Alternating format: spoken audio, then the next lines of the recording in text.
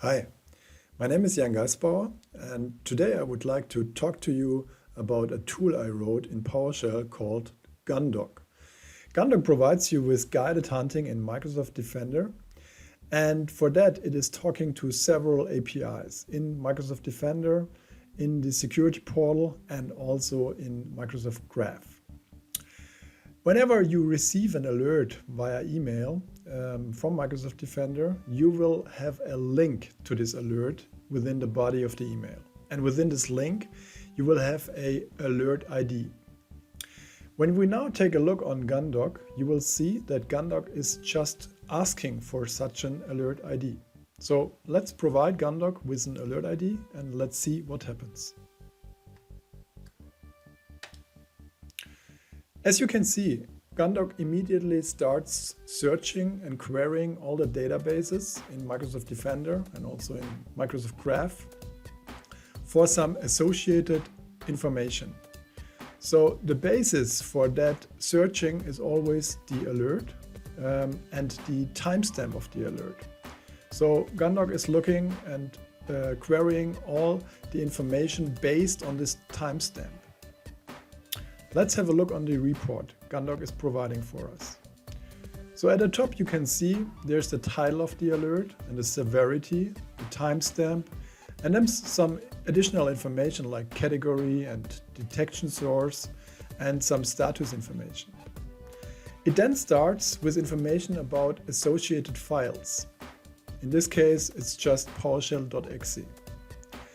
And then gundog is also searching the file API and is providing you with some information about global prevalence and some other useful information for your hunting.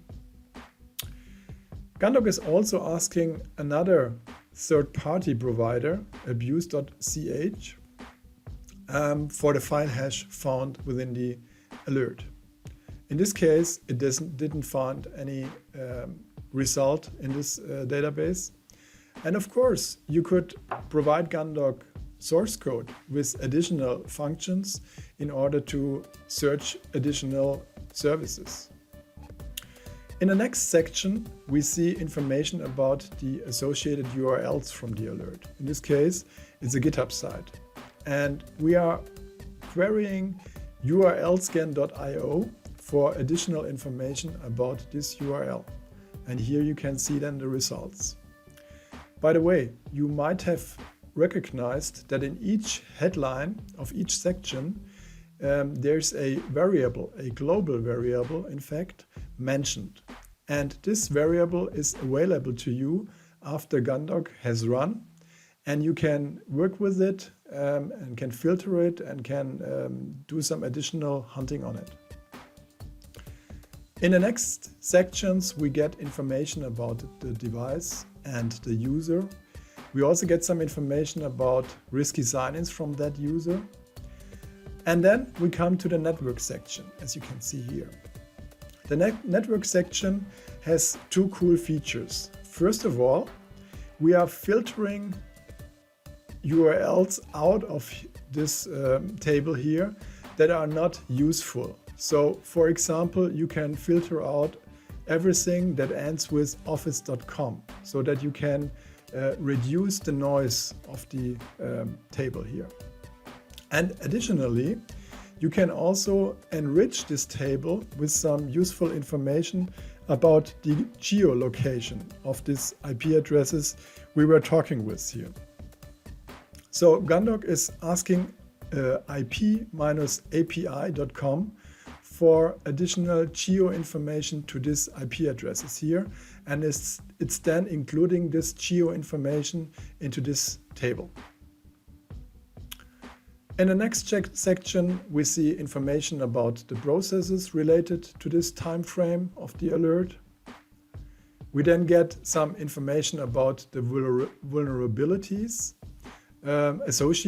associated to the device. And at this moment, it is filtering for critical vulnerabilities. However, if you want to see all the vulnerabilities, as I mentioned before, you can always take the global variable. Let's do that here.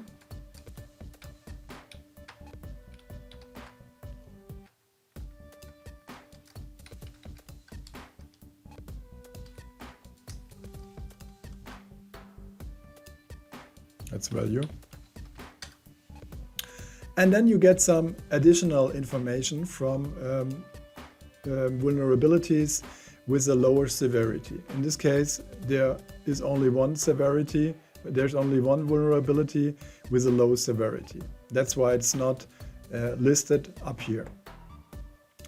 We also get some additional information related to the user. So we can see here all the emails the user has received or sent in the time frame of the alert.